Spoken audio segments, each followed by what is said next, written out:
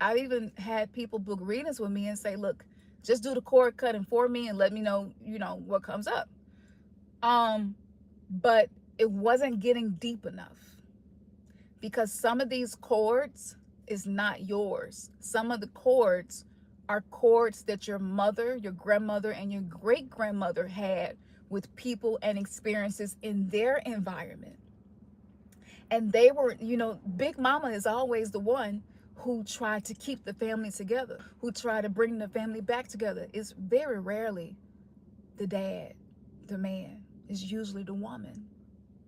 And it's because when we were in a matrilineal society, we were trusted with this responsibility, but we were also respected, revered, and honored.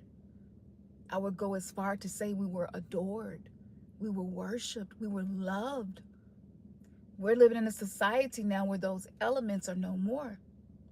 And so we're trying to operate in our magic, but we're having to go through these different chambers of initiation. And unless you have somebody in your family who's an Eastern Star and you've been sneaking and reading their stuff, like, you don't know. Unless you have somebody in your family who was in a fraternity, sorority, like they went through initiations, but they not gonna tell you. And they're probably the ones that's Christians. It's so insane. It's insane. It's like we're gonna do all of these things to be successful in the world. It is magic, but we're gonna identify as Christians. We're gonna identify as Catholic. We're gonna be religious. We're gonna be judgmental towards people who openly manifest their reality, even though we've done all of these rituals in secret. It's fucking insanity. That's just what it is. It's insanity.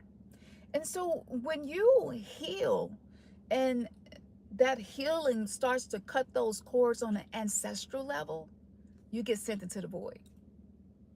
And the void space is very challenging. So, specifically in this ebook, I'm not going to be teaching you how to bypass. I'm going to be teaching you how to end energetic fuckery. That's just what it is. Psychosomatic bullshit, the psychic attacks, the ancestral burdens, the ways that people try to make us feel responsible, the way people project onto us, healing from narcissistic abuse, all of these things I included in this guide. I'm going to go over the roots. I'm going to go over the body's rebellion. We got to decode this shit. Why are so many of us burnt out? Why are we tired? Why are we not sleeping? Why are we sleeping too much? Why are we depressed? Why is our low back hurting? Why my left titty be hurting sometimes? I'm like, left titty, what's going on with you? Like the women before us just ignored those things and kept going, but we're not here to ignore those things and keep going. You tune in, you talk to that titty, baby, what's going on? Is this hormonal? Like, what's going on with you? Because so many of us, look at the breast cancer statistics, look at the autoimmune statistics.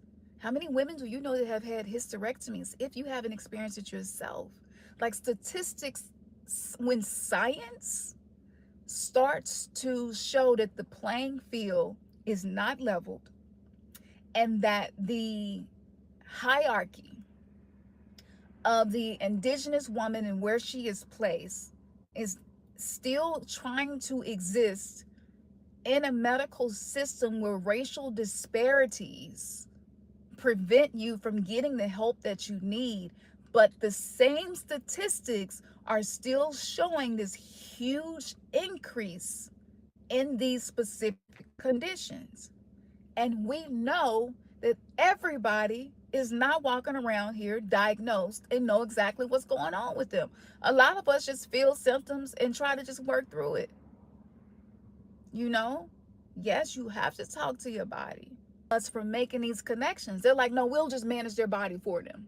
Don't be teaching them the ancestral intelligence that's inside their body. Don't teach them what the left breast represents. The reason why we had Pink, the artist, do the ritual.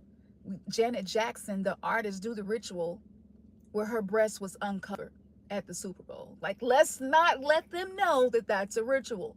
Let's not let them know that there's actually power in their breast.